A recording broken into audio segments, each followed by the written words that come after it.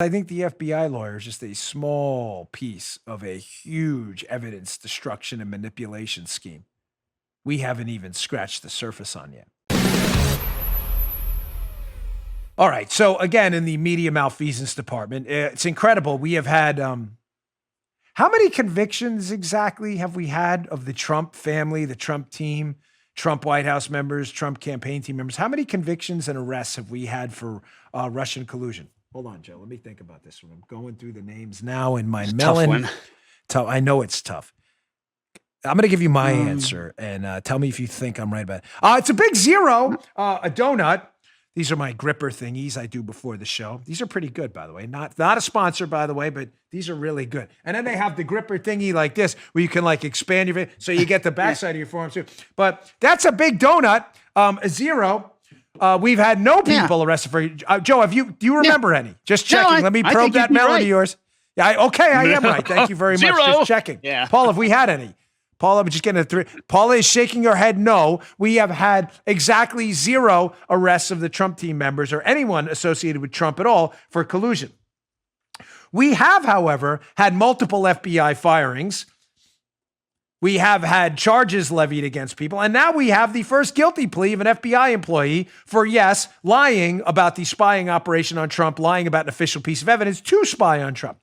Washington Examiner, FBI lawyer Kevin Kleinsmith pleads guilty in Durham investigation. Why do I bring that up? Because you're not hearing about it anywhere in the media, because the media has chosen to sideline the story after 3 years of relentless promotion of the PP tape hoax. 4 years now. You've heard nothing, right? No arrests, 0 for collusion. Yet we have had arrests and now guilty pleas for FBI spying on President Trump and the manipulation of evidence. Fascinating, isn't it? Here's another story that's getting sidelined too that you haven't heard about. That's pretty darn big. The Daily Caller, Chuck Ross, who's really done some spectacular work. Huge hat tip. I don't know Chuck, never met him, but his work has really been on Spygate. Incredible. Ex-State Department official destroyed records at the request of Christopher Steele. You heard about this one in the mainstream media, right? Remember this one the other night? No, you haven't? Of course you haven't. You heard about it here because as that listener reminded me, here's where you get the truth. So this just came out recently. What, a State Department official was destroying email? Quote from Chuck Ross's piece. A former State Department official told the Senate Intel Committee he destroyed records in January of 2017 at the request of former British spy Christopher Steele, according to a report released on Tuesday. Really?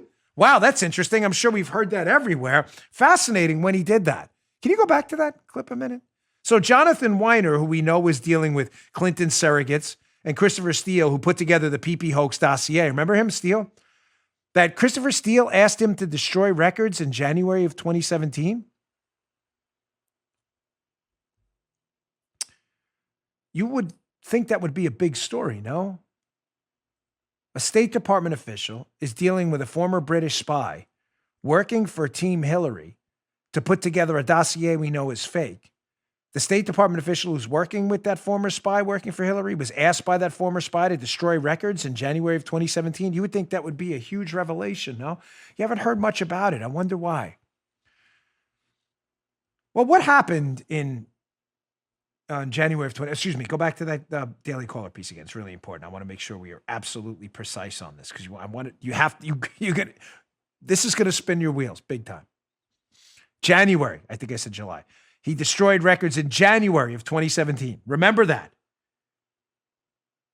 What happened in January of 2017? That a State Department official was asked to destroy records.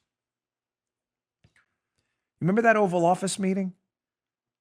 The Oval Office meeting on January 5th of 2017 in the last days of the Obama administration, where Obama is telling the FBI to get the right people to investigate the Trump team, where Joe Biden proposes targeting Flynn for the Logan Act.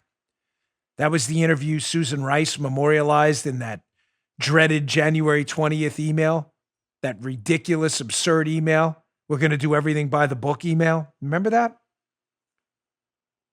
Well, you know what's really interesting? That right after that meeting, it appears in January of 2017, that a whole bunch of records seemed to disappear, including Jonathan Weiner's.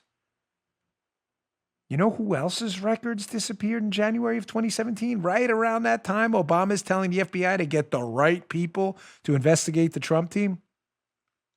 Oh, Christopher Steele's too. Isn't this interesting? Here is Christopher Steele's on-the-record testimony in a United Kingdom court. They ask him about his records. He says, quote, "I have no record of it." They ask him, "You have no record of anything, have you?" "I haven't gotten any records relating to the creation of 112. He's talking about Report 112. They say, "Well, what about any other memoranda?" "No, they were wiped in early January 2017. So no one in the media finds it even a little bit odd that Obama has this infamous January 5th, 2017 meeting that Susan Rice feels the need to write an CYA email about later. In that meeting with Comey, the intel officials, Sally Yates, and others, where Obama says, get the right people to investigate Trump. After that meeting, records start getting destroyed at the State Department, Christopher Steele, and elsewhere, and nobody in the media finds this story even remotely interesting. I bring that up in light of the Washington Examiner story about the FBI lawyer who has now pled guilty for manipulating evidence in the case, because I think the FBI lawyer is just a small piece of a huge evidence destruction and manipulation scheme we haven't even scratched the surface on yet. You just heard Dan Bongino.